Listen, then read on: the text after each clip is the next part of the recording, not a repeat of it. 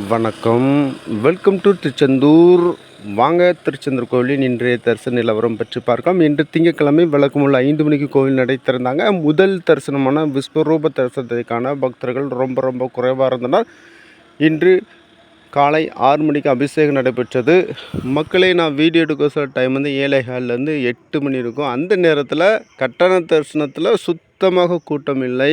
அதனால் இன்று சுற்றுப்பகுதியில் உள்ள பக்தர்கள் சுவாமி தரிசனம் செய்வதற்கு ரொம்ப வசதியாக இருக்கின்றன. அதே போல் பொது தரிசனத்திலும் பக்தர்கள் கூட்டம் ரொம்ப குறைவாக இருக்கின்றனர்.